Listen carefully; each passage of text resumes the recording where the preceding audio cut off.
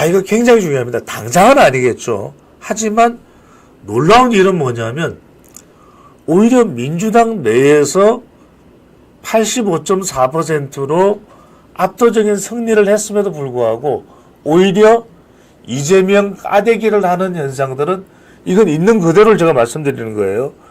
이재명 까대기를 하는 사람들이 더 뚜렷하게 나타나고 있는 모습이다.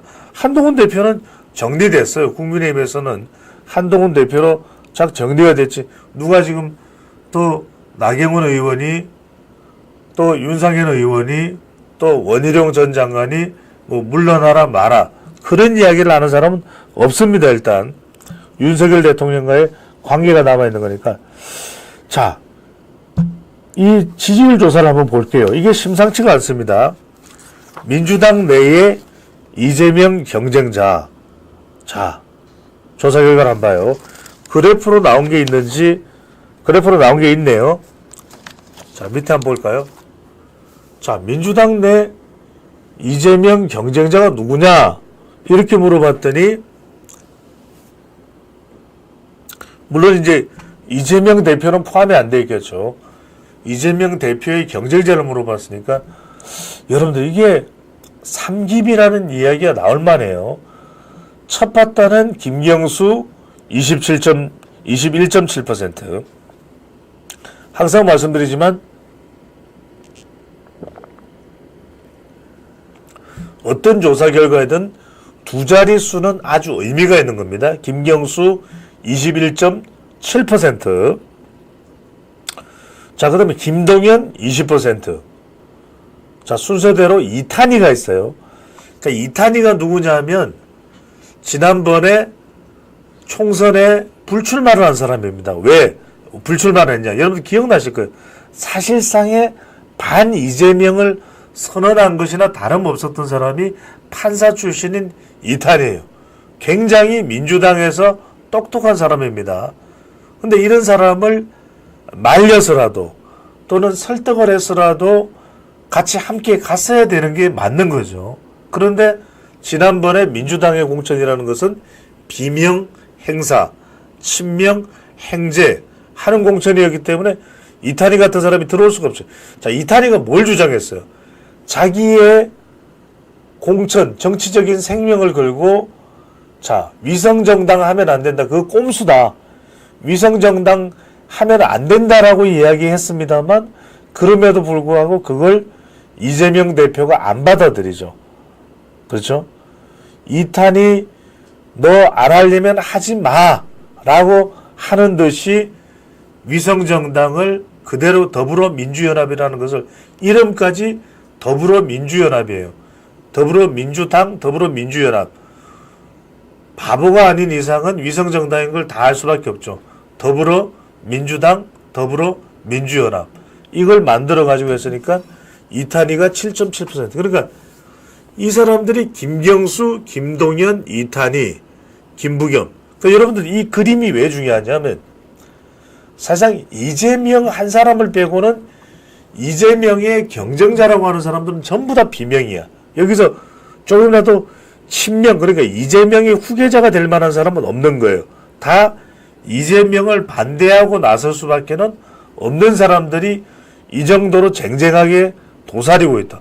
다 쟁쟁합니다. 김경수 21.7%, 김동연 20%, 누구라도 이재명 대표를 대신해서 민주당 대통령 후보가 돼도 부족함이 없는 사람들이에요.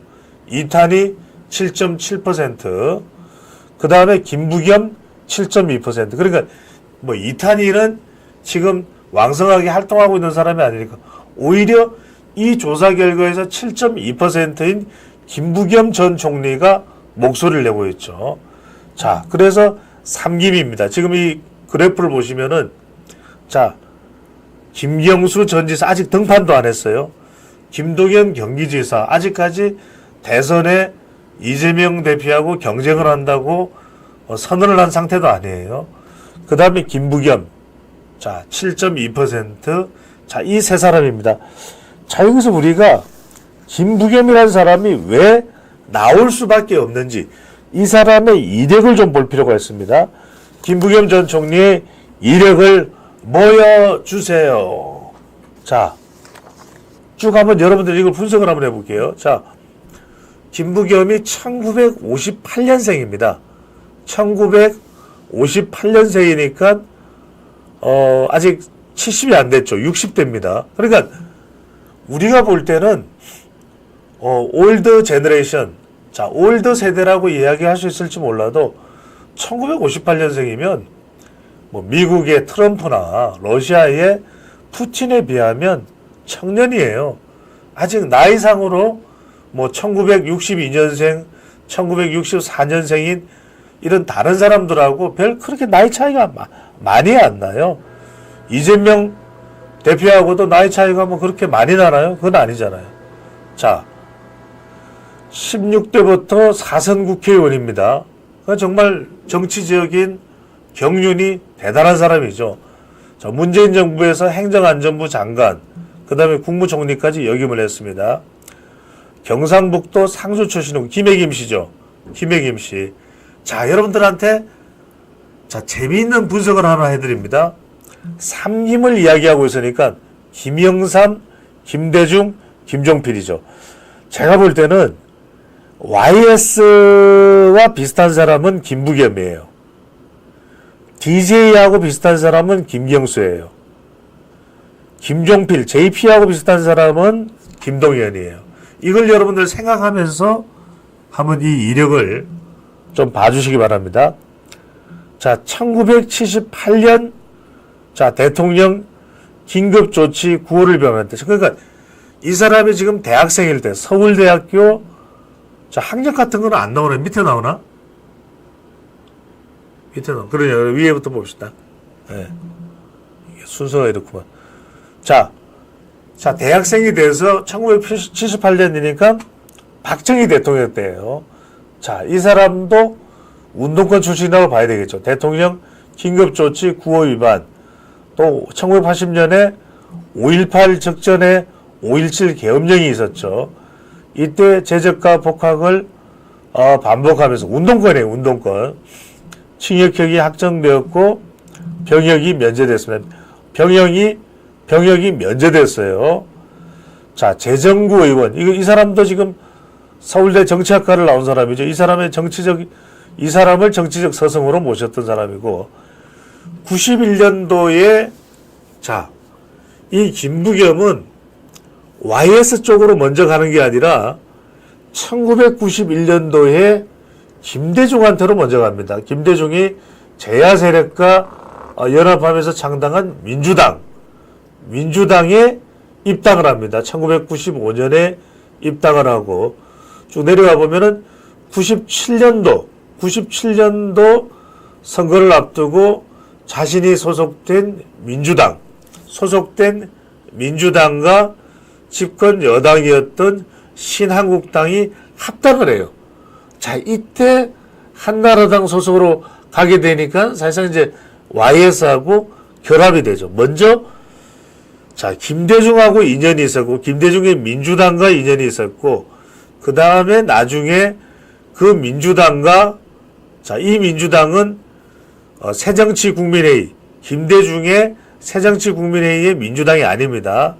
자, 그 이전의 민주당이에요. 그래서 한나라당과 합당을 하면 신한국당과 합당을 하면서 한나라당 소속으로 이제는 국회의원 생활을 하게 됩니다. 2000년도에 한나라당 소속으로 자, 국회의원에 당선이 되니까 자, 최초로 이 사람이 국회의원에 당선된 것은 한나라당 소속으로 국회의원이 됩니다. 민주당이 아니에요. 그 다음에 자, 노무현 후보가 대통령에 취임한 이후에 한나라당을 탈당을 합니다. 그러니까 여러분들 이게 어떤 내용이냐면은 실제로 노무현이 예전에 있었던 그 민주당에 김부겸도 있었던 거예요.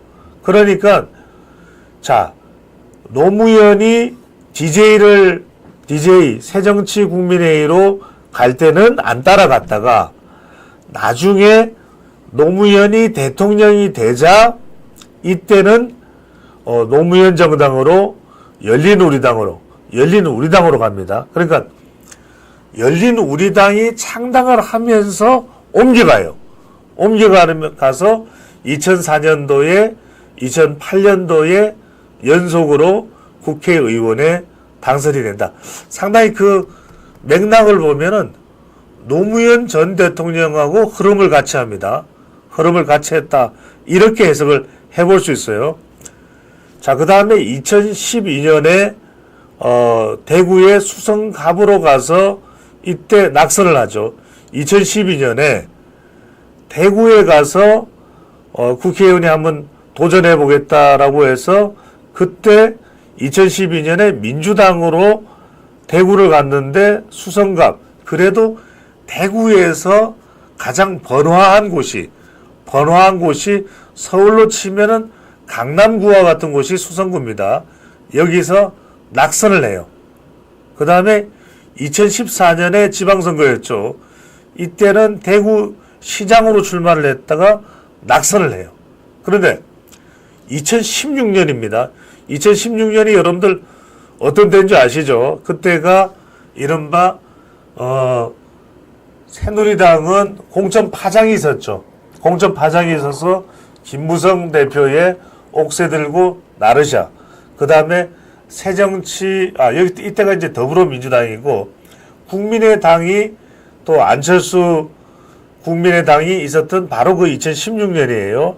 2016년에 대구에 나가서 민주당입니다. 더불어민주당으로 당선이 돼요. 수성갑에서 62.3%로 당선이 됩니다. 자, 이때 이제 완전히 날개를 달았어요. 민주당으로 수성갑에서 당선이 됐기 때문에 이제는 민주당에서도 좀 자기 목소리를 낼 수 있는 사람이 된 거예요. 그래서 2017년에 문재인 정부가 이제 시작되면서 초대 행정안전부 장관, 행안부 장관이 됩니다. 잘 나가죠. 잘 나가고 이때도 여러분들 아까 말씀드렸지만 국회의원이에요. 국회의원 신분입니다. 자, 그리고 2020년 국회의원 선거에는 안 나가죠. 그리고 2021년 문재인 정부의 국무총리가 됩니다. 국무총리가 되면서 자, 문재인 정부의 마지막까지 국무총리로서 몸을 담고 또 마무리를 하게 됩니다. 자, 그러니까 문재인 정부의 마지막 국무총리, 민주당 간판으로 2016년 대구 수성갑에서 62.3%로 당선됐다. 자, 상당히 이 TK 화려한 스펙을 가지고 있는 인물입니다. 자, 보수 정당이 아니라 딱 한 번이죠. 딱 한 번 본인이 국회의원으로 한나라당 소속으로 당선이 됐다가 열린우리당 쪽으로 넘어갔던 바로 그런 정치적인 이력을 가지고 있어요. 자, 대구중학교를 졸업을 했고 대구 경북고등학교를 졸업했습니다. 서울대 정책과 학사, 연세대학교 행정대학원 석사. 자, 쭉 보면 뭐 경력은 앞서 설명을 드린 것이니까 참 대단한 경력을 가지고 있는 인물입니다. 자, 이 사람이 지금 이재명 대표를 바라보면서 자, 이대로 가서는 안 된다. 따끔한 쓴소리를 하면서 오히려 자신이 지금부터 잘 준비를 해서 뭔가 좀 해볼 수 있지 않을까. 이런 것으로 우리가 인식을 할 수도 있는 그런 지금 이재명 대표를 향해서 사자후를 방송에서 쏘아대는 사자후를 터뜨리는 그런 모습입니다. 쭉 올라오세요. 쭉 올라오면 뭐 특별한 내용은 없죠. 가족관계가 자, 배우자가 이유미인데 이영훈이 누구냐면 여러분들 지금 참 독특한 면이 있어요. 그러니까 김부겸 전 총리는 민주당인데 이영훈 경제학자 보시죠. 이영훈이 누구냐면 와이프의 오빠입니다. 와이프의 오빠인데 우리가 잘 알고 있는 바로 서울대학교 교수를 역임했었는데 낙성대 경제연구소 반일 종족주의인가요? 그 책을 썼던 저자이기도 할 겁니다. 내려와 보세요. 네, 서울대 교수를 역임을 했고, 자, 뉴라이트 전국연합 고문을 했었죠. 말 그대로 뉴라이트 사관의 핵심 중추가 되고 있는 인물이 바로 이 이영훈 전 서울대학교 교수입니다. 이 이영훈 전 서울대학교 교수, 그러니까 뉴라이트의 핵심이에요. 그러면은 지금 김부겸 전 총리하고는 상당히 색깔이 다르죠. 색깔이 다른 사람입니다. 그런 사람이 바로 우리가 말하는 뉴라이트 쪽이기 때문에 상당히 일본에 대해서도 우호적으로 인식하는, 일본에 대해서 말하자면 친일이다 라고까지도 소리를 들을 수 있을 정도로 우호적인 인식을 가지고 있는 사람이 바로 이영훈 전 서울대학교 교수입니다. 이 사람이 김부겸 전 총리의 그러니까 어떻게 되는 겁니까? 매제가 되는 겁니까? 어떻게 되는 겁니까? 와이프의 오빠입니다. 자, 앞서 가족관계로 돌아가 보죠. 자, 이게 굉장히